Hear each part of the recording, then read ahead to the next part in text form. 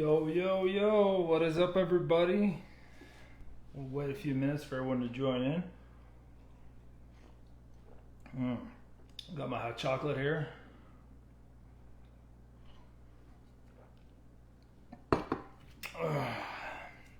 Anyway, welcome. This is the Nor-vise live feed on Facebook Sunday nights. It's a lot of fun. For those that like to, spin the vise, that's what we're going to be doing. We're going to be getting a little aggressive. Not too aggressive tonight, but I've been doing a little prep work. Been loading all my bobbins and making sure that we're good to go. I hope I have everything ready. Just a reminder for those that are, used to this, we may have some newcomers today.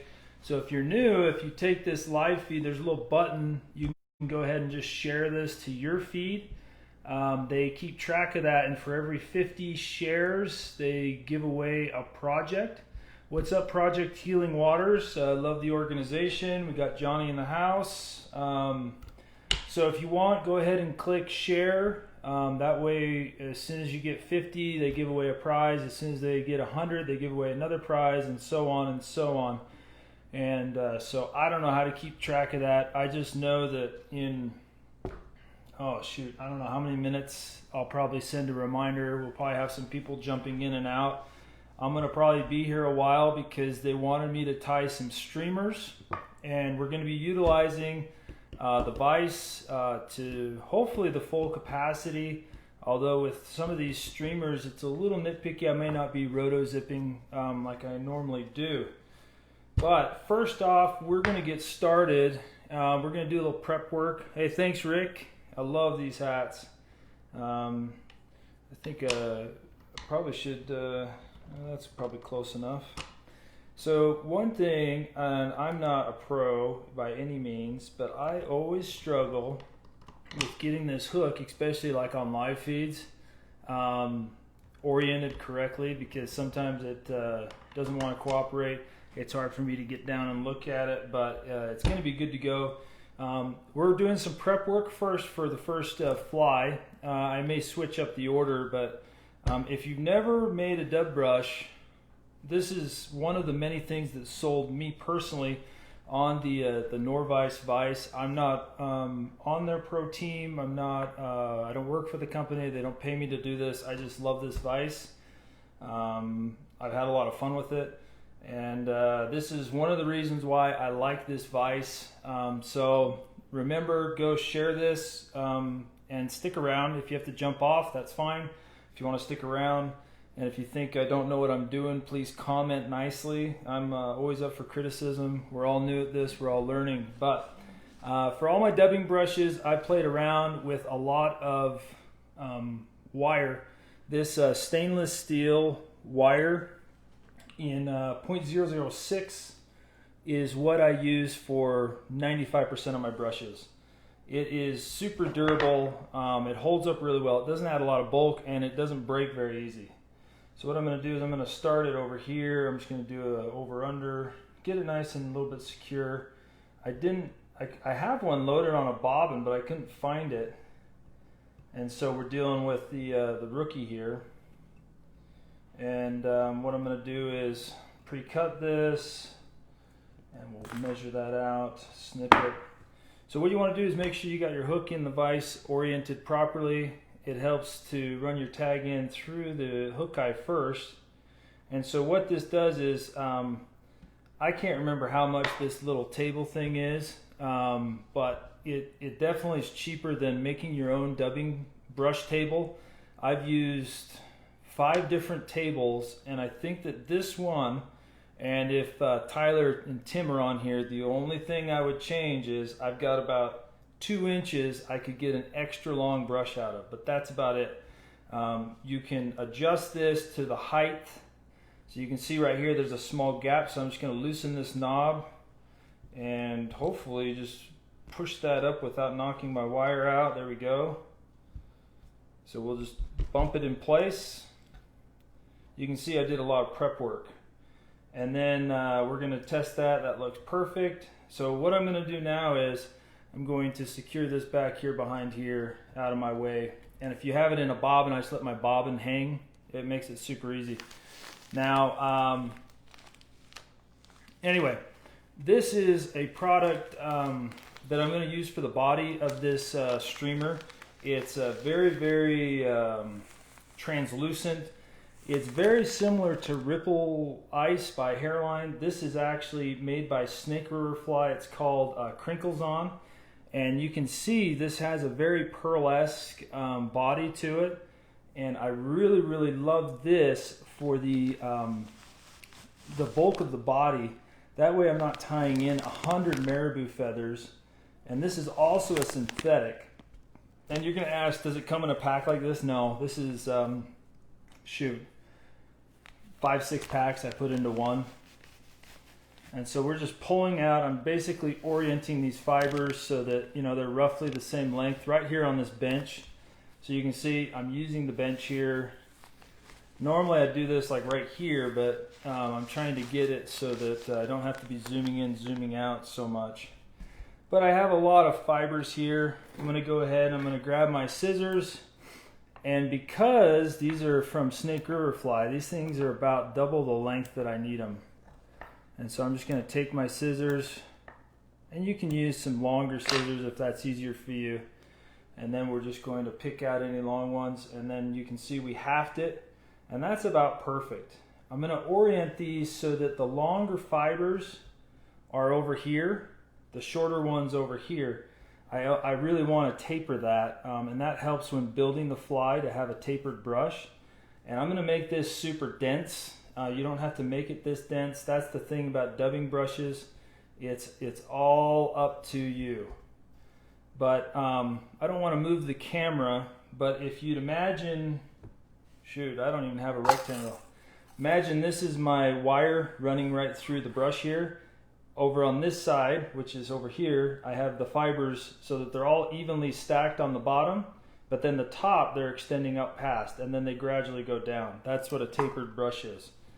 So if we had our bobbin, it would make this a lot easier, but I'm just going to come over here, I'm going to wrap it a few times, and we're going to see how this goes because this brush is really, really thick. I don't want to do a lot of wraps on this, but what I'll do is I'll start with a small little twist to get it started, and then I'll slowly move my table away to let those fibers move, because if you left this on there it would crumple up real tight, and that's not what I want when making a brush, because then I really have to brush it out.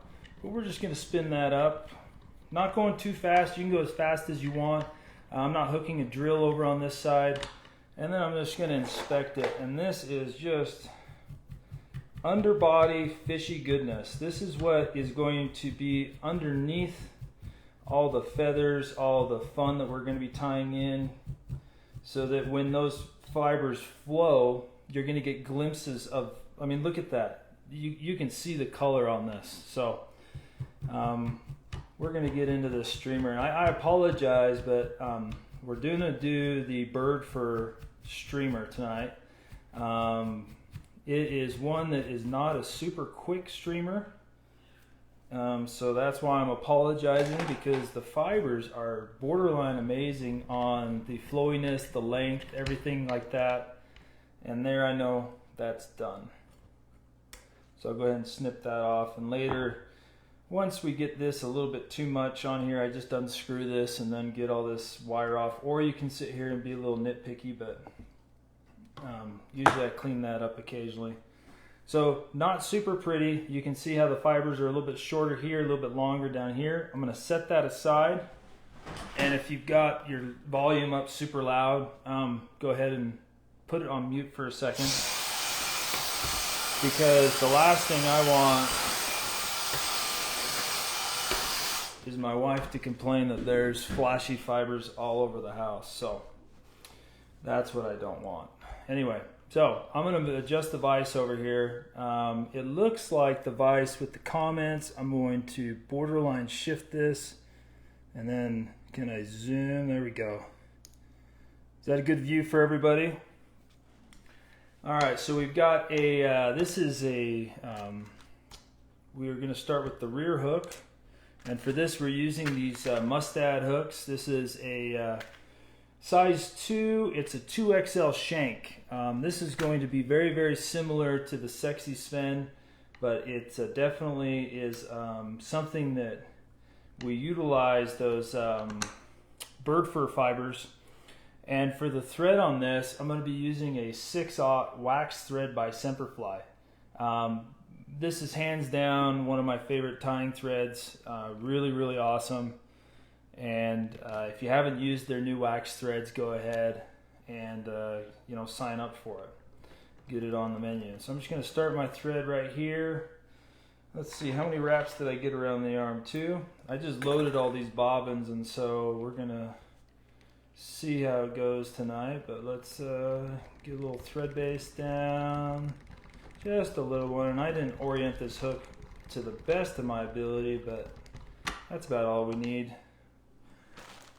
Now for this, I mentioned the bird fur. The bird fur comes in a couple different sizes. These are super, super long, and these are super, super short. A little bit over here, but definitely longer than marabou. So if you've never played around with the bird fur, it's pretty wispy, pretty good stuff. And yeah, I see that somebody's asking some questions. I might have missed it. I apologize. When I'm spinning, I don't check those out too often. But what we got going on is, you can see for the tail, I'm going to find one of these flowy fibers. Now this is traditionally used on in place of like heron and for spay fibers. Shrimp is a popular one. And what I'm going to be doing is, you can see right here, this is the wispy part. This is the bulk part. This is actually 2 feathers, and we're going to be tying in groups of 2. So if you're not comfortable with that, all you do is you stack it right on top of each other. But you can see how right here is our bulk, and this is our fluff. So we're going to go ahead and just tie in our white first, and no need to trim out the stem on this particular fly, because these fibers here are very, very wispy, very, very awesome. And if you don't have the material catcher, you may want to order that, because it definitely is convenient to set most of your scrap materials just right down into that. So let's go ahead and zoom in again. You can see the talents I have here. Let's get that position nice and easy. So for the tail, I'm going to do 4 white feathers. Yeah, feathers. And the reason for that is, I generally like to have a little bit lighter tail than most. And that's because I think that primarily I'm fishing this as a minnow type thing, to really get something to say they're hungry for a nice little snack. Although this is probably the size of most stock trout here in Utah. So I have 2 of the Nor-vises, and that's what I tie on. It sounds like Mickey's got a bunch of vices. He's probably similar to me. Vice tool junkies is what I'm called, or call myself. Now we're just going to be rotating. We're going to stack our tail in 2-tone, and we're using now the olive color, and I'm going to line those up so that they're the same length, and then I'll go ahead and just secure that. And on the olive, I'm going to run them all the way up almost to the eye. Now the reason behind that is I want to build a little bit of bulk under here, but not a ton. We're going to use these feathers. You can see it doesn't add a ton of bulk, but we just have a little bit of olive on the top and mostly white. And that's what we're going for. This shirt here, this is me back when I had facial hair. That's on the website, svendeisel.com. I'll have to talk to the guys about getting it on the Nor-vise site. Actually, no, I haven't gotten it on any sites. So now we're going to use this dub brush here, and you can see that is a super dense core. And along with this, I like to add a American hackle. This is Whiting Farms Rooster American hackle. It's got some really, really nice webby fibers in the back. Some really, really long predator fibers you can use for a ton of different things. For this, we're fishing for anything that's going to go after a bait fish. You know, this particular one looks kind of like a rainbow stock trout. I've had luck on it with some little bit older fish wanting to be a little bit more aggressive and chomping onto this. And so we're going to advance. I'm going to leave a little bit of a gap there. I'm going to throw down a little bit of super glue just to make sure that that's rock solid. I'm going to preen off the fluff so that I don't go too far with this feather. And then all I'm going to do is I'm going to do a few twists. Not a ton. You can see how that just adds a little bit of dark variation to this fly. And then I'm going to come in here, I'm going to not wrap with touching wraps, but kind of spiral. And then we'll get up here, right here to where I had my thread. I'll go ahead and tie that off with a couple wraps in front and behind. And this is a really, really, just make sure you don't use your scissors on this stainless steel wire. And then we'll go ahead and just make sure I get that clamped down. A little bit of a back off, let's go back on it. Looks good. And now we are golden. So what we just did here is we tied in the underbody. I get out my brush, I'm going to hit this. That American Grizzly just adds a little bit of variation into that crystal flash, mutes it just a little bit, and then I'll brush that back. And then it looks like something happened there. We'll trap that down. Go back over, there we go. And snip that out.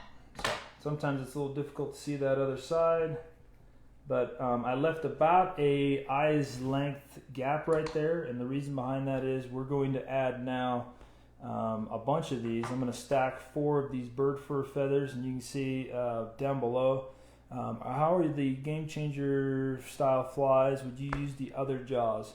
So a lot of guys use the fine tip jaws for their Game Changers and shanks. I just shove mine right in there. And now this is the key. I'm going to hold up the olive and match up this front olive so that it almost matches up with that tail. It's going to be just a little bit shorter. Not much though. And we got our 2 feathers right there. I'll go ahead and snip them out so it makes it a little easier to see what I'm doing. Clean that up. And that looks pretty good. And the reason we do 4 is because I forgot I set 2 on the one side and 2 on the other. Yeah, if you want Game Changer flies, I know Braiding does a ton of them on his live feeds, and those are saved here. I'm sure there's a bunch of other tires that do it using a Nor-vise, but I think that most of them, from what I've seen, use the fine point jaws, and somebody can correct me if I'm wrong on that. But we'll go ahead and tie in our second set on my side this time. We'll make sure we got that, and this is why you wanted to leave yourself plenty of room on that eye. Okay. And boom, so we got that oriented going. We could actually fish this just how it is. Now on the bottom, we're still going to tie in 2 feathers, but we're going to do it a little bit differently. And this is I can't remember where I learned this technique. It's if I can get one of these fibers out, I'm going to tie in the 1 feather on my side, so we're not going to ruin our hook gap. So basically it's on this side right now, and then I'll tie in the other one on this side, so it's almost like a V. The Game Changer's been slaying it for you. That's awesome to hear, man. I know that they love the Game Changer up there in the fall. My favorite colors are sadly white. White and silver seems to be my fall go-to. So yeah, it sounds like Norvise is saying that Braiding is tying next week. I thought I got a different in my message, but that's who will be tying next week is Braiding, it looks like. So stack those feathers together, tie them in on your side or now the other side of however you've oriented your vise. And that's what I love. This thing locks in place on demand. Go ahead and get my thread in advance. And this is not the cleanest I've done, but it is definitely going to not matter because we're going to be covering it up with lots of different materials. So we'll go ahead and tie this off. Make yourself a little nice little cone here so that we can put some, I use resin for this. And I think I forgot to get out my whip finish tool. I only have like 10 of them. And boom. Okay. I'm just going to do a single whip finish. Make sure not to impede or let go of that thread. We are live, so I'll just get that off to the side. And here we go. We're going to grab some of this Solares Bone Dry. And I will just put a nice coat right there. And if you have a fiber that's like really skewed or misshapen and you want it to orient better, just go ahead and you can use the resin to your benefit. Run it up onto those fibers just a little bit, and then you can borderline shape it that way. And that's it. We're done with this streamer. That's pretty much the party. So I hate to be a huge disappointment, but that's it. I'm joking. That's the tail. And I've also tied this where we add another shank, but you can see right there we've got the start of a really nice taper, and that's going to blend in. You're going to get hints of that flash through that bird fur, and you can see how the bulk is kind of right there, and then you get these wispy fibers off the top, and that's why I like it, because when it gets wet, the wispy fibers allow that flash to come through. And we're going to set that aside for a second. Now, if you buy your own shanks, that's cool. If you make your own, that's cool. This is make your own shank night, and I'm just guessing I want this to roughly be 15 millimeters. There's not really any hard set path to this. And so all I'm going to do is I'm going to just shove that through so that it's spent. And if you don't know how to make your own shanks, this tool is pretty much the money maker right here. And that looks pretty close to 15. So then I'll just go ahead and, bent that the wrong way. The pressure of the live feed got to me. Now before I bend this out to where I want it, we're going to make sure that it doesn't impede. So I just cut it just a little bit too long, and I'm going pretty fast on this. If you want to learn how to make your own shanks, there's plenty of YouTube videos, but this is the tool you need. But it's called a bead lawn looper tool, I think. And then when you're done, you've got a shank where the returns run the whole length of the fly, which is what I like. So we'll go ahead and set our shank through there. And then someone was asking earlier about the game changer in here. That's what we're going to be doing kind of basically right now. I'm going to adjust my jaws so they're a little bit tighter. I don't want that moving. For some reason we got to get this in a little bit further. I might have gone a little bit too small on this eye. So I'll flip it over so we got the deep side down. Get that positioned in. Crank it down, give it a little test. Boom, we're golden. Now though, use a hair clip if you need to. If you're skilled enough not to, that's what I do. Do I always use the 1.5 looper? No, I don't. I use the 1.5 and the 2.5 primarily. And there we go. We have this. I'm just putting down a thread base, and then we'll zoom back in. If I don't get to the comments, there we go. What gauge is the shank? This is, there we go, a 180 pound test. It's a number 12.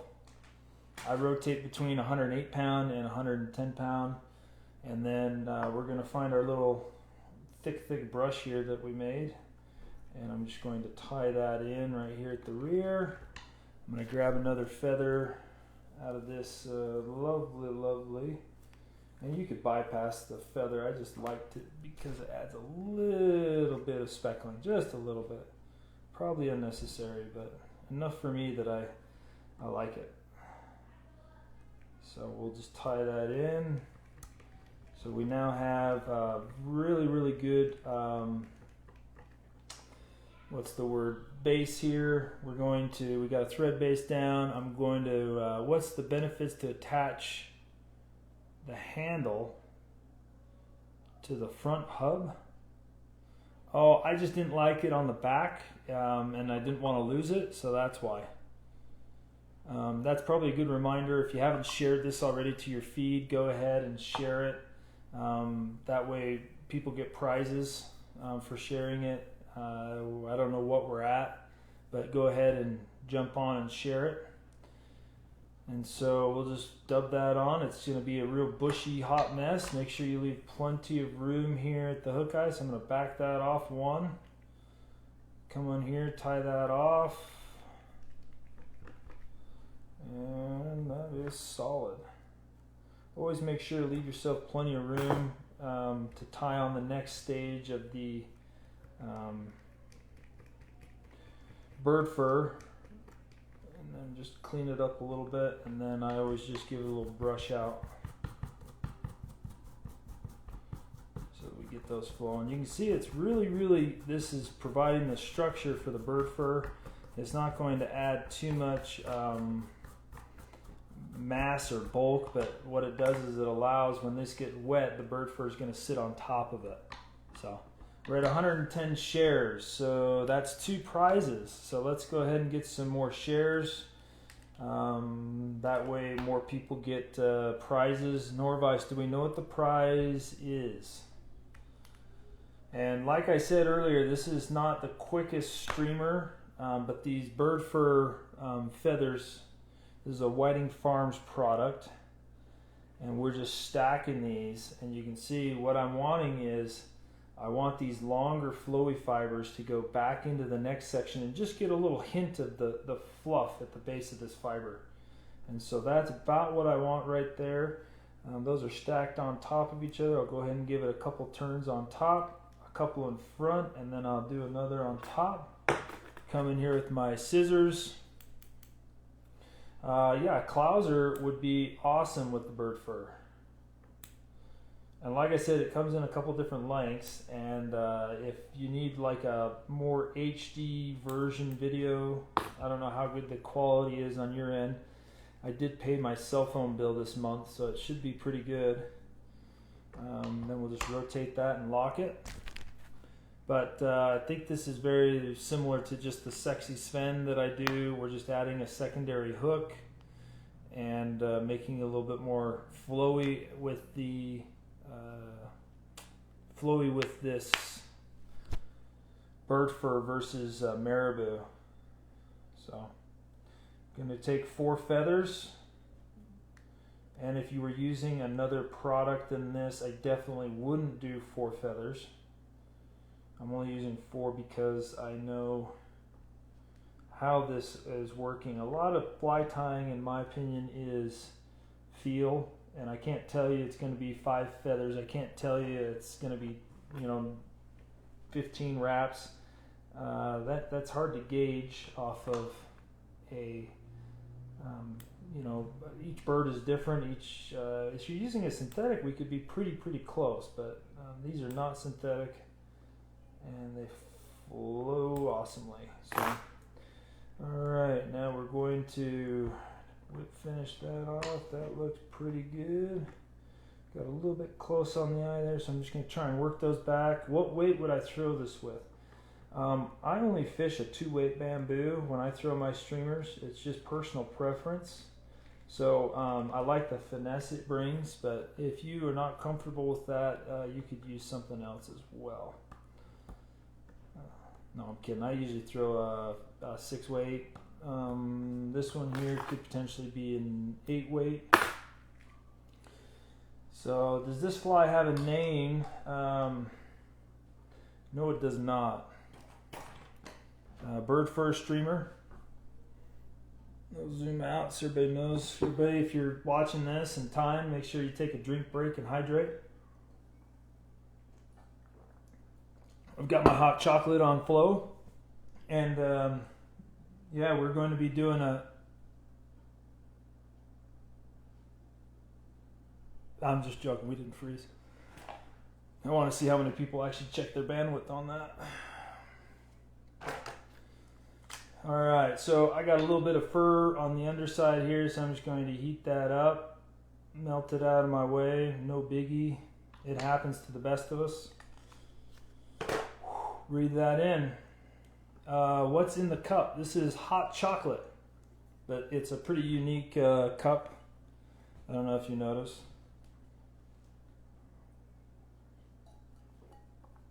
It's wintertime. It was snowing here today.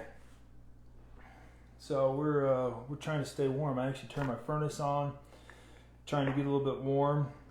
Make sure you don't forget to do a little bit of a head cement or whip finish or resin. I already did the whip finish. Make sure you do the resin. This is Solar as bone dry. Pretty good stuff.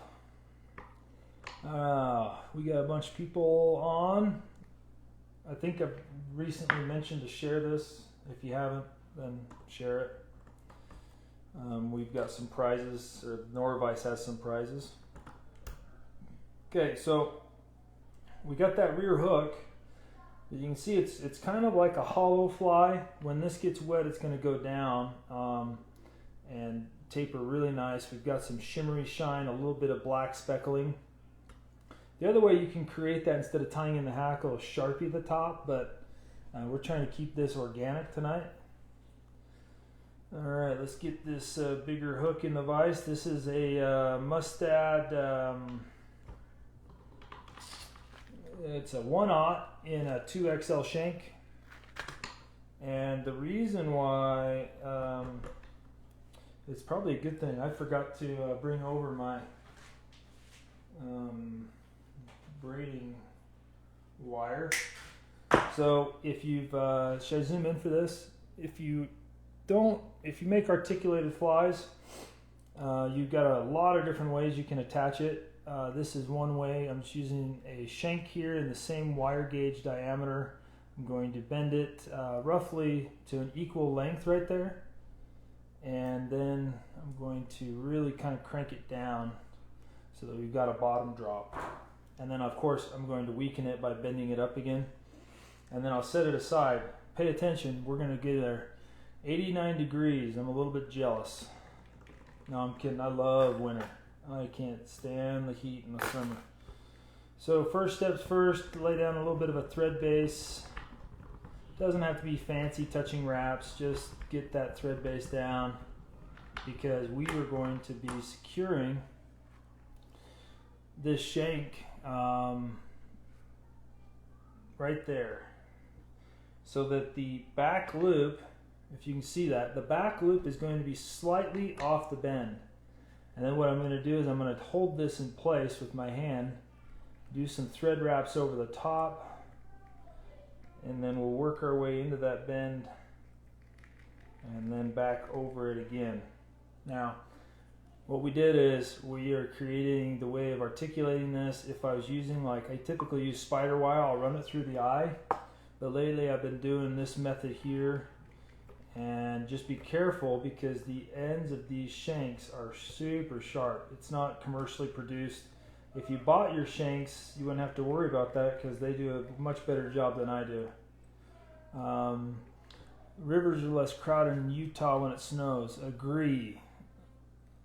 All right, now we want that to dry before we do anything, but are you ready for this? Here's how easy it is. We just slide that down into that bend. We've got plenty of action side to side.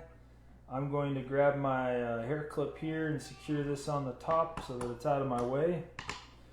And then that should be pretty close to dry. I'll just hold it down with this hand, do a couple securing thread wraps and work my way into that bend. And then of course, as you get closer back here, just go ahead and push down on it. The only thing you want to make sure is you don't twist it. It wants to twist, and we're trying to stack it on its side here. And I haven't had one of these come out yet. So I say yet because I don't think I've caught anything over 4 pounds. It has more views than I've ever seen on recent Norvise. Well, you know, it's amazing how much people love watching somebody do something incorrectly all the time. And some of you probably jumped off already because he's like, man, this guy doesn't know what he's doing, and I don't. I just love attaching synthetic fibers and natural fibers to hook shanks, and that's the name of the game. Okay, now when you think about a fish, we definitely, if you haven't ever, geez Louise, if you haven't ever caught a fish, let me explain something to you. I'm going to zoom out. Fish have a moderate head that goes to a big back to a little tail. So we want the end of this to be smaller than the front.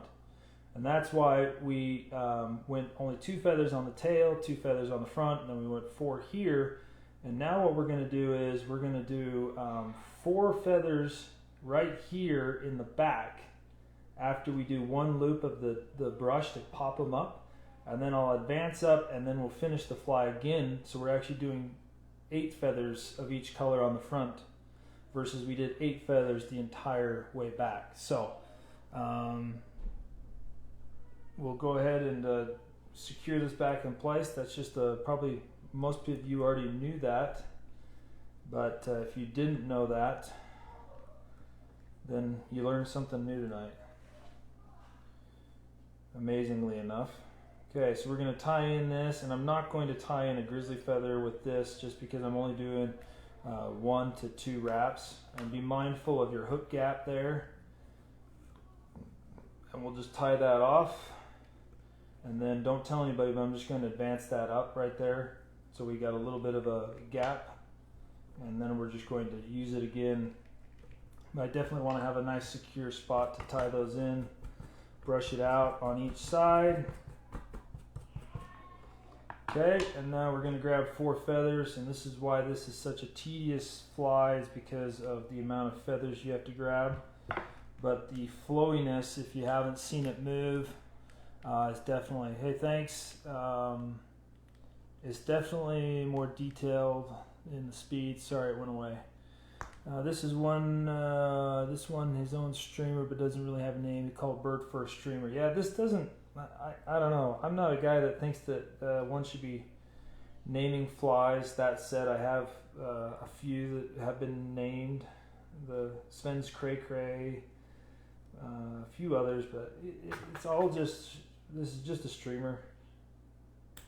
I'm using bird fur, so bird fur streamer. There you go. All right, now same process here. We don't want to tie in the white on the hook point, so we're going to tie in 2 on each side so that we get a total of 4. I don't think it really affects the hook point if you tie it in just right on the underside. It's just a pattern for me. That's the way I've always done it, the way I learned, and the way I'll continue to do it. So I'll tie in these white feathers, not directly under center, but on the side with some nice securing wraps. I'll rotate it, and if anything, if you haven't tied on a Nor-vise, the ability, as I call it, to pop, lock, and drop it, that's a trademark phrase by me, that you can twist it and lock it in. I guess most everyone on here is Nor-vise tires, never mind. Maybe there's some newbies, but you just pop it out the edge, twist it at 90 degrees, pop it in, twist it, pop it in. Huge selling point for me personally. Okay, I'm going to trim out those underside feathers, and oh, check it out, our flash is just right there on point, ready to go from our dubbing loop. Just going to clean these up just a smidge so that they're a little bit more on the underside, and then I'll jump underneath, advance my thread up to about the upper shank, and then I'll just palmer this around to finish. Now the key is we want to find the end of this, and then we'll basically tie that off, and then we'll go from there. And I wanted maybe a little bit more. I might have gone a little bit too sparse on that, so we'll trim that out. Now if you're one of the old school dudes that loves to do dubbing loops, we'll do one of those just to finish this off, and we just snapped on the shank. So it happens. The key is what happens if you don't catch your thread is you're going to create a really fun little time of trying to rethread your bobbin from start to finish, but luckily I caught my thread and I came prepared with multiple bobbins. But boom, and we're back on. How was that for speed? Sven, do you want me to buy a Nor-vise? That's a personal decision, up to you. You know, I wouldn't be tying on one if I didn't think it was fun. So it depends. Do you like having fun in life, or do you like being miserable and tying Prince nips all day? No offense to anyone that ties Prince nips all day. Alright, so we got to trim out that tag end. I'll put a little bit of super glue down in just a second, but I'm just going to grab a little bit of eye stub. No one even commented on what a nice save that was by me, by the way. It was amazing. We're going to go a little heavy. I'm pretty light on this fly. Usually I do a lot of flash. Boom. Okay, so just spread that out evenly. If you don't know how to do a dub loop, don't even get out your vise. Alright. Saved by the dental floss. Well, that's actually funny you mentioned that, because I think that's the only proper way, because I've ruined a tube by using metal on the Nor-vise bobbin. I think that the only way that you can thread it is the dental floss or something that's not metal. And most of the ones I use are metal, the bobbin threaders. And so I just, you know, I've had that dental floss thing for quite a while, and they come in like a 12-pack, so. All right, there we go. But I live on Clearwater. What are you talking about, Thomas? Professional save. Oh yeah. Okay. All right, so we're just going to back that off, and we're about almost done with this fly, and we're just going to brush out that Snake River fly crinkles on, is what it's called. Pretty bomb-proof stuff. And for those of you just joining in, they're giving away prizes if you share this to your life or to your feed. I think there's a little button that you just click share. All right. So go ahead and click share if you like winning free stuff. All right, I got one feather out already. We need to get about 4 feathers here of the white and 4 feathers of the olive. And I'm grabbing these all from the same patch, or section of the patch. If you don't know the length, it's a size issue. But the key here is we are going to be tying up the head, and so I want these fibers. I want the fluff to go pretty much past the flash. And if you don't know what the fluff is, this is the tapering part, the really nice fibers that are going to flow. Here's the fluff that's going to add a little bit of bulk. Most of your marabou fibers are, you know, more like this. Whereas, and this is the only time you're going to see me tie right over the hook point, and that's because this is the head of the fly. So we'll go ahead and give that a few 3-4 turns, and then we want to make sure we're not going to be crowding this eye at all. And that's what I'm notorious for. I want to use up the whole shank all the time. It's a problematic thing that I have, is I can't waste a square millimeter on this fly shank, or the hook shank, and that's a personal problem. But you can see we got that fluff flowing in. The fluff ends right at the hook point. That's exactly what I want. So now let's get our olive. How are we doing on time? Perfect. We're doing perfect. So I'm going to stack 4 of these fibers. And this one's being a little bit difficult. If you don't know what stacking means, I don't know how many, if there's any novice tires. If you have any questions about terminology or what fly tires say, don't ever be afraid to just ask.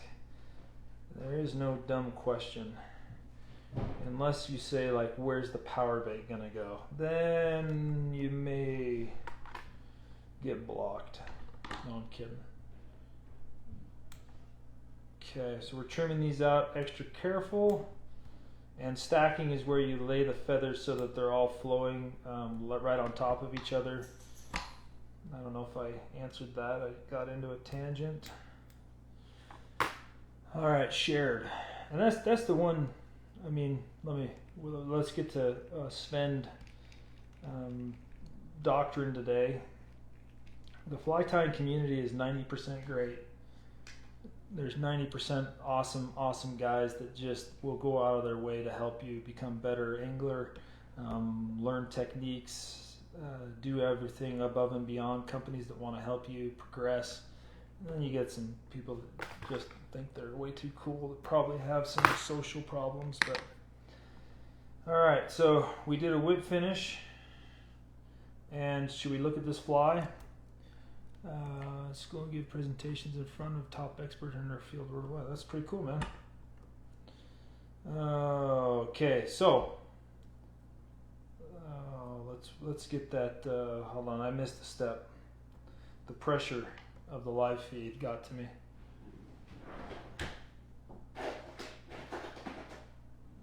We were gonna tie in some pink, but we'll bypass that. I'm just gonna put in a little bit of an orange on top, and then we'll go with a Sharpie. I just want this to be a little bit dark right here on the top for the eyes, since the eyes are clear. And then I'll just grab this pink Sharpie, color this a little bit pink, add a little bit of pink flavor into this. And you can actually use this to as much or as little as you want. This is just more for the fisherman in me. Maybe more for me than for the actual fish. I think it adds a good hot spot though. The other way you can do this is how I was planning, and tying in one strand of bird fur. Okay, so there we go. I'm going to lay down my eyes, which are somewhere on my desk. We're using just these 3D eyes right here. These are super pearl big fish eyes. The thing I like about it is it also shows what's underneath, and that's why I wanted a little bit of the dark spot underneath. And I'll just pull both of them off. I'm going to place it right here towards the front. And if you struggle with eyes, join the club, because it's such a struggle. Yeah, I'll throw this on a 6 weight, 8 weight. But if anybody struggles with eyes, the only tip I have is I put a little bit in between the eyes, and then I make sure they're aligned properly, meaning on each side where I want it. And then I simply pinch them into place with that little bit of resin in between. And I think that with the adhesive on the back, it helps hold it. And then I leave my light on. I set it down, of course. And then I come in here and I work at this in 2 sections. I'm going to fill this void and then come up over and do a clear coat over the entire eye. And if I'm using Semperfli, this is their no tack UV resin. And the reason I like using that is I've used some resins where I do this much, and by the time you get around to the other side, it's dripped everywhere. For some reason, the Semperfli, it shapes really, really well. And then I'll just come back over here again, kind of working that resin around. I'm basically creating a head. using that tip of the nozzle. And like I said, we're doing this in 2 waves, so as you come around, if you notice any imperfection, before you cure it, walk that resin around. Move it to where you want it, and then kind of rotate your vise. And that's looking pretty solid, so I'm going to go ahead and cure it up. So sorry if you were commenting, when I'm resining eyes, I don't want to screw this up. We spent all this time on this fly, so the last thing I want to do is mess it up. And if you get some goopy fibers, you've got plenty of scraps right here. Just hit it, and then I'll do one more coat, but this time I'm not squeezing out near as much resin. We're talking, only time I squeeze out the resin is if we've got a problem, like I had a little hole on the top, because you can always add a little bit more than it is. It's easier to add a little bit more than it is to rip these off and start over. So I'll check that out. Got a little bit of a goober right there. Oh yeah, that's a good head. That is money. So we'll cure that up. Anyway, so while that's curing, did I miss any comments? Eyes are the hardest thing about streamers, John. Yes. That was beautiful. 6 or 8 weight, yes. Sven fingers are immune to glue. I don't know if you remember when I tried to resin my fingernails, but that was bad. Anyway, so if you haven't shared this, share it to your feed. We're going to be tying up at least one more bug, but I'm going to give this a full cure. And this is where you could really screw up your streamer here. But I'll be throwing this with an intermediate, either a sink tip or a sink tip line, or a midge tip, because there is no weight to this besides the hooks. So that way I can control where it goes with my line. But it is articulated. We made our own shank. You can see how the thickness of this bird fur really looks nice as to add a body. But you can see how some of the shimmering of our underbody shines through. And then these long wispy fibers are going to help with the taper. And I guess that one wasn't in. So, but that right there, sexy Sven with bird fur. So pretty easy, pretty fun. Let's zoom out. Does anybody have any questions? Feel free to comment. Put me on mute for a second.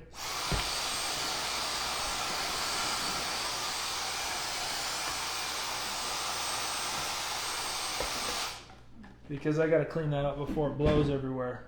But anyway, that was the sexy Sven. I'll throw up a picture, post it. And I'm going to adjust this out of the way. And for the next one, we're going to be tying up what would be kind of a Matuka type streamer. It's a little variation, just using new products that are made available to us with the growing industry and technology. I love new products. That's one of my vices in life. So for this, we're going to be using a more of a swinging style salmon fly hook, and we won't be doing much spinning at all. But this is a Mustad. The part number is SL73, but it's a salmon single. It's in a size 1, and I'm going to switch my thread over to a nano silk, because the nano silk is really awesome for not laying down a ton of bulk. And so we're still using it on a Nor-vise bobbin, and it seems like I kicked my mic off at one point, so I'll go ahead and throw that in.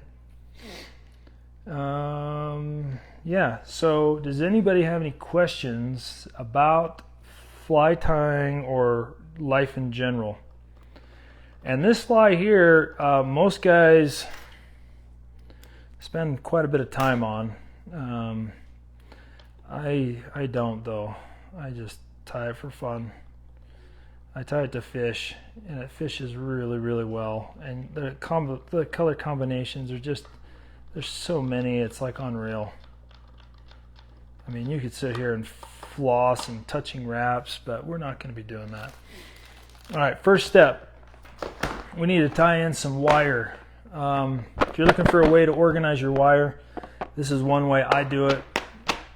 That way, I'm going to be using a little bit heavier of a wire. We're going to go with we're going to do a copper wire here in a 0.2 millimeter. This is by Semperfli. And so I'm going to pull out a hefty amount. There you go. Shut it up, put it away. So, some people have asked what camera I'm using. I'm just using an iPhone, the front camera. Now, I'm no expert when it comes to these classic salmon flies, but for some reason I'm just like more than intrigued with them, and I love attempting to tie them. And so that's what you're going to get tonight, so I apologize in advance. So what I did just now is I threw the copper wire in on the top. Sorry, let me zoom in. What is the meaning of life? To tie flies and catch fish. All right, now we're going to get into some, let's see, we use copper wire. So I'm thinking we're going to go with was the request rainbow? I think that's what it was. So I've got some Mylar, this is some Semperfli rainbow tinsel, and I'm just going to tie it in right here with a few wraps, and then I'm going to leave about 1/8 of an inch. And now what we're going to do is we're going to wrap down the shank of this fly with overlapping wraps. And if I was much better, like some of you out there, I'd be spinning this. But there's something about controlling these wraps that I just love to do by hand. Feeling it flow through my fingers as I get my way all the way down here. And then we can use this to kind of dictate how our wraps are going to be. And then I'll stop right there. I'll tuck one up and under. And then our butt end is going to be blue. And then we'll progress into a green. And this is turning out superb. So this is a rainbow underbody. All right, we're going to be using some materials for this that are somewhat new. Maybe some of you guys have seen them. What's up from Delaware? Could you use craft wire? Yes, you can. I just like, are you talking for the shanks, or are you talking for like the wire that I'm going to rib this with? Because I don't know if there's a difference in quality among the wire from the craft store and the stuff you get from the fly shops. I know that one thing is the Semperfli colors are out of this planet. And so I also am on their pro team. So if, you know, maybe that may be biased, but if you can't tell, I kind of like these prism type things. Wire in general, yeah, I don't know. Somebody else on here might know. But for this, we're going to be using this chevron hackle. We're going to be using some Whiting Farms. This is a Herbert Miner. And then we're going to be using, this is a new product. I better zoom out so you can see how awesome these are. This is not new. It's a Coq de Leon hen, but they come in 7 colors now. And this is the yellow chartreuse. Bomb diggity. Bomb diggity.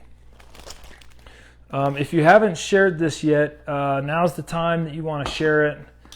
I'm switching from the hot chocolate. Now we're using the brown trout koozie. Oh yeah. And if you don't have a brown trout koozie, see, koozie in there. I know a guy who can 3D print these. His name rhymes with Ben. His last name with Weasel. Sven Deisel. That might be true. Justin got into a good point. I don't know if they'll have like the 0.1 millimeter wire at the craft store, but maybe they do. Oh yeah, John, it's gonna get serious. This thing here was $40 Canadian. I don't think it was 40 Canadian, maybe it was. But look at that bird. Look at that die. Maybe it's 40 euros. That makes more sense. All right, so can everybody see this down here? Maybe not. What I'm going to do is I'm selecting the wing here. And what I'm going to do is I'm going to find 4 feathers, 2 from one side and 2 from the other, that look really, really identical in size. And the way I'm doing that is I'm pulling from the exact same location on each side, because generally, and this is generally, I found them to be the same size. It's always good to check though. All right, now if you have never tied a Matuka, that's a New Zealand streamer, kind of getting into the classicals. But yeah, we're going to set that aside now. And what we're going to do is I'm going to stack these feathers. The one from the one side are going to go on top of each other so that we get that line. There's a little line right there. I want it to orient perfectly with each other. And then I'll pinch that. And that is going to be probably my side on your side wing. And I'm going to just set that. I want to check these to make sure that we got that line. So then we grab from the other side, because these feathers are now curving into each other. And I can't really look up and do this. So yeah, that's going to match up really nicely. And these feathers are pretty premium. If you're doing these for show, you know, you're not going to want to, yeah, okay, we're good. So if you're doing this for like a show fly, which you're on the wrong live feed if you're into that. But what we're going to do here is I'm just going to roughly measure, and I'm going to get rid of some of this fluff so I can better see what we're working with here. You can save that for future, but what we're going to do is I'm going to push these feathers against each other. And this is from the same shoulder. I'm going to make sure that those are lined up perfectly. And then I'm going to see the length, and I want it to end just beyond my hook bend. And then what I'll do is I'll take and strip off some of this underside. And the reason behind that is that's what's going to lay on the hook shank, like so. So I want it to be about right there, so I need to take a little bit more. And you can see I'm being super precise with this. I'm like probably the most meticulous person when it comes to this. And right about there. Yep, that looks good. I'm just going to do a couple loose wraps right there, making sure that it's on my side. And yeah. Okay. And those are going to want to spin on me. But we have it in position, and if you can do this with all 4 feathers at once, kudos to you. But these are extra curvy tonight for some reason. And so I'm doing them twosies. Actually, no. We'll do them all 4 at once. I don't want to make this too complicated. I've somehow in the past tied them in like that, but it's not going to want to cooperate. So we're going to line those up. So now we've got the line going through all 4 feathers at an even line. And since I already prepped the other 2, I got to prep these to be the same length. I guess that was a good little gauge just to make sure they were all lined up. And we'll keep pinching and pulling off those fibers on the bottom. And that looks pretty darn sexy. So that's what we have right there. They're butting into each other, so they're basically pushing on each other. And then I'll transition hands. I'll do 2 loose wraps, 3, 4, 5 wraps. I'll make sure we're on the top of the shank. Make sure our spacing is good. And I like where we're at. And then I'll proceed to wrap a little bit backwards. Okay, I'm going to leave those butt ends there. And now comes the fun part. You want to make sure you have a bobbin handy. Oh, well, you can flatten them together with feathers. Yeah, you can. Oh no, it twisted on me. Huh, wasn't paying attention. Yeah, I haven't had the best of luck flattening the feathers. So if you got some tips on that or some reading material, I know I'm doing it wrong, you can send that over to me. I am always up for learning. But yeah, if you're talking about just creasing the stems, I haven't had super good luck with that personally, but I'm assuming I'm doing something wrong. Okay, there we go. Make sure these are all lined up. And of course, tonight of all nights, we're going to have a fun time with this. So we'll start over, stack it again. Don't be afraid if you've struggled with this once or twice to get them lined up perfectly. And maybe I'm doing this off camera. But just line them up so that that black line, it's kind of cheating on this fly because that black line is really, really obvious on how you need to stack these. Yeah, I had it all lined up on the first try. And then of course it twisted on me when I wasn't looking. That's how it goes. That's life.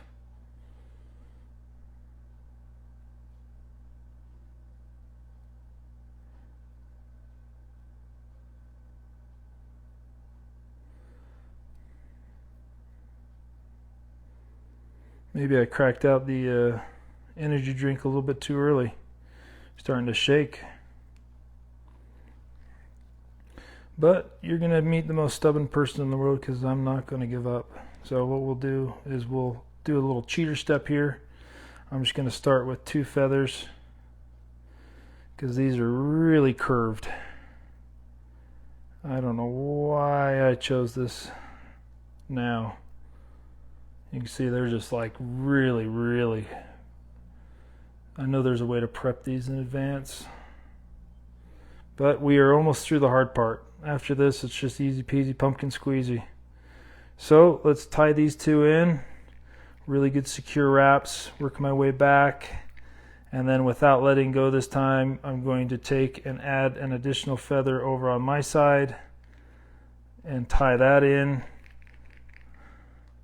And then I'll rotate the vise a little bit, being careful this time not to let these pop out. I'll line it up and then go ahead and tie down. So that's an easy way to get 4 feathers in, and hopefully these ones stay this time.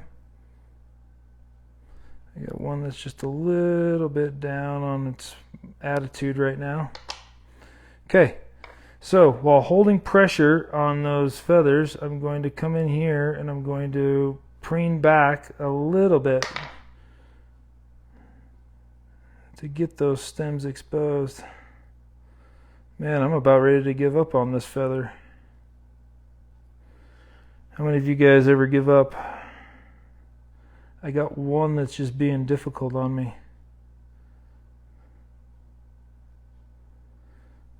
So let's get this wire out of the way.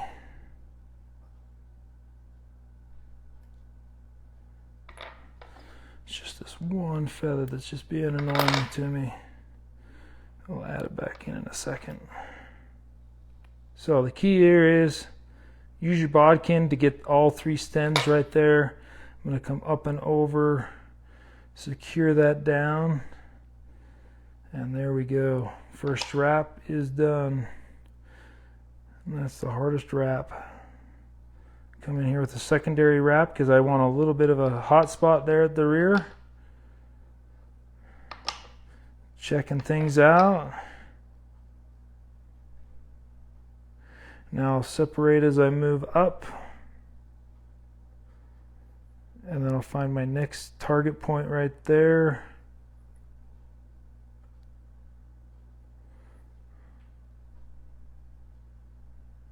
And I'm just dividing this with my bodkin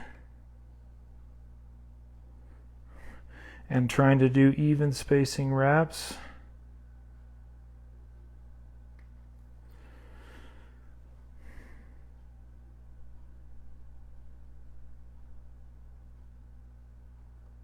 Right over the top.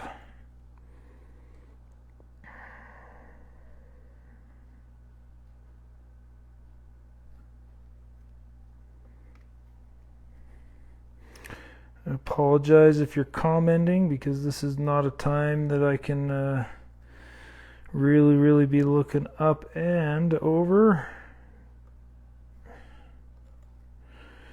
But we are doing plenty of wraps here to add a lot of copper. Seems to be the ticket for this style in the way I fish it and strip it. And I'll probably be okay with having off feathers because when it gets wet it just mats down real nice. Would have been nice, but I didn't want to spend half hour monkeying with that one stupid feather. Whereas if I wasn't live I probably would have. So sorry about that.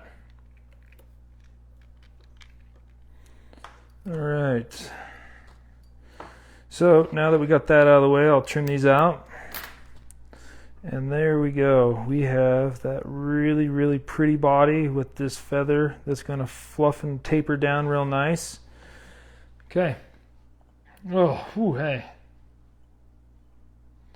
Everybody still with me? Oh, I'm sweating. This feather is going to go in a remembrance pile for being difficult on the live feed. Oh, I should have just started over. Okay. So, there we go. I like where we're at. Is there a reasoning for that? I went down and up. So I went down this way and up this way. So actually the wire's wrapping the same as the tinsel right now. But counter ribbing is not a bad thing to do. It is probably of greater benefit because it helps secure down material. And actually, thanks for reminding me, because to make this a little bit more durable, what we do is I take a little bit of resin, and you don't want to hold it on the underneath side, and I just barely run it along that stem.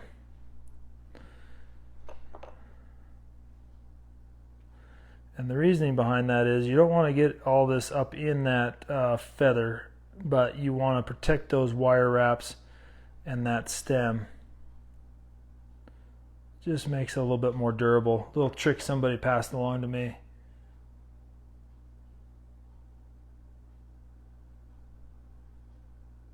You use the pokey stabby. I don't even know what that's talking about. Okay. Cheer that up. Thanks, Josh. I like these shirts too. I got them because I like to wear them.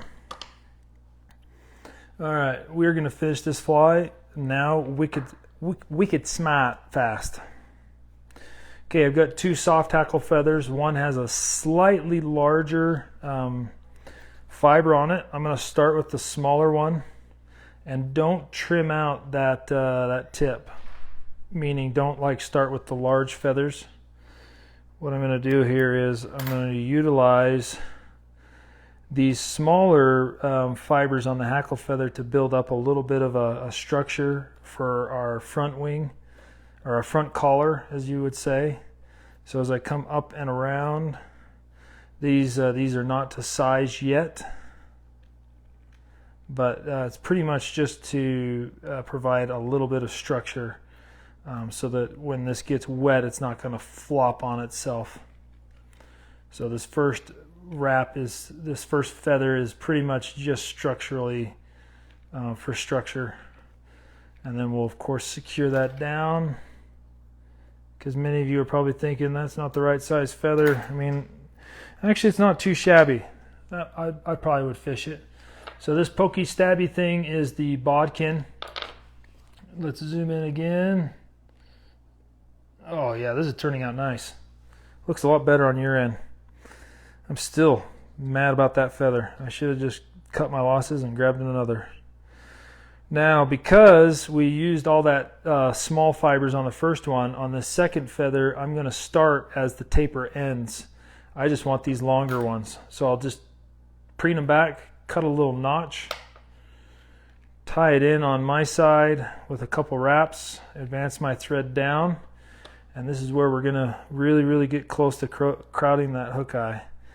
And then as you can see, I'm just laying it on its backside, letting all these fibers flow backwards. You can also prep your feather by tying by creasing them back. A lot of guys do that. But I found that if you only do one feather of this Herbert Minor, it's not enough to really, I like to have a heavier head on this particular fly or collar, whatever you want to call it. And then of course this time I don't wrap back over it as much. And that's looking beautiful. Now for this, we're going to add some eyes. This is the Semperfli. These are their new synthetic eyes. Just because of all the stuff going on, to get a jungle cock here in the States is quite fun. But we're going to size these, just have them going backwards at an upward angle. I really like that right there. And I'm tying these in before I tie in the last step, which is going to be our CDL, Coq de Leon, in the hen. And I'm just mirroring each side, having these go up. And then of course I fold them back over themselves just for a little bit of durability. And it also makes it really easy to cut out, because then all you do is just slide your scissors up in there, snip, and snip. And then we'll just clean that up with a few more wraps. Okay, how's it looking? Is it looking good, everybody?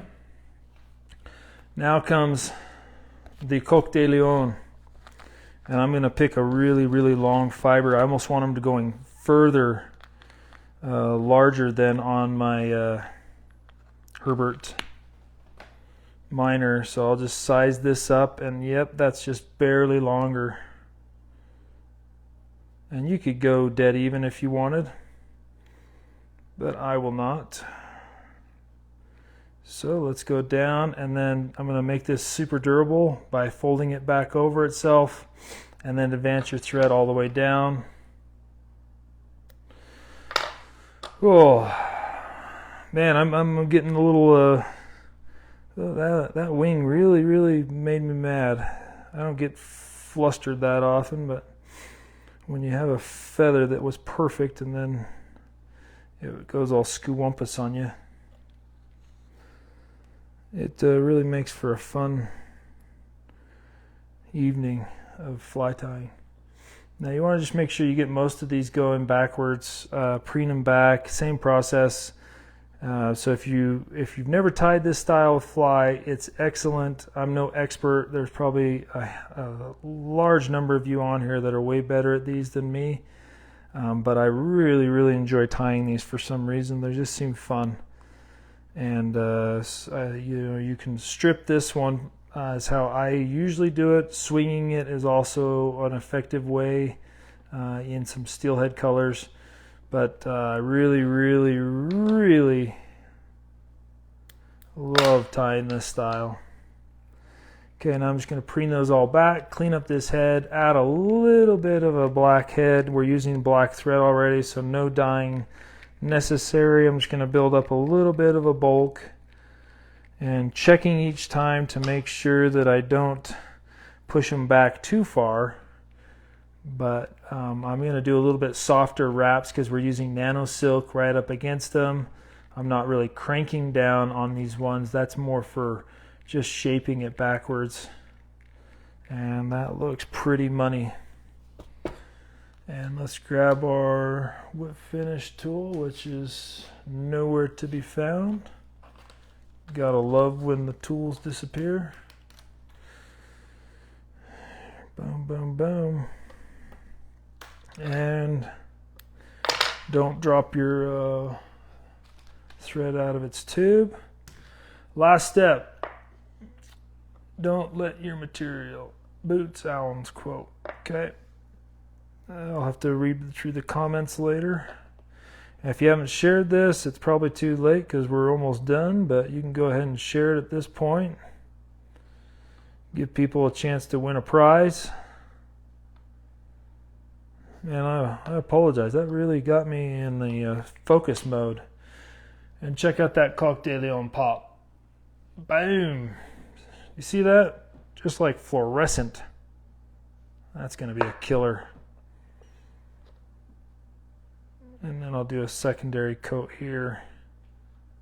Sometimes I do a third. And I really love this solarized bone dry for that purpose. Oh, yeah. Man, that turned out killer. Let's do a third one. Let's get a nice little head right up in there.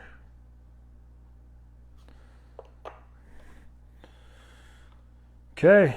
Woo. That is a killer combo.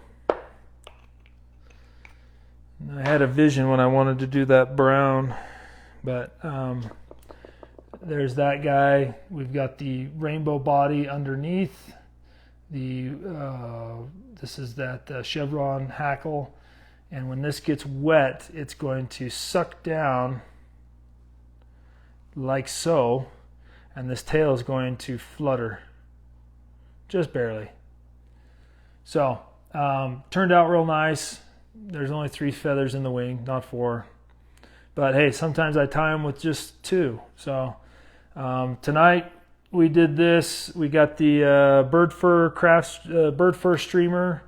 We've got this little fun swinging wet fly streamer.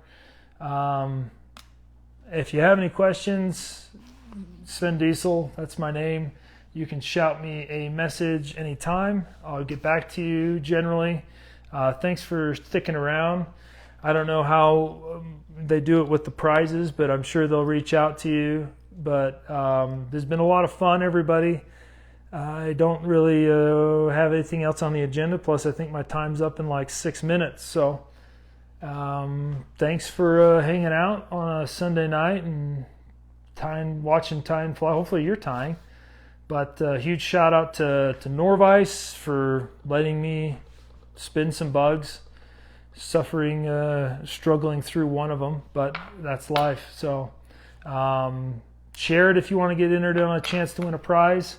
And yeah, check out the Nor-vise page. This will be saved, and we can hopefully do it again sometime in the future. So peace out, everybody.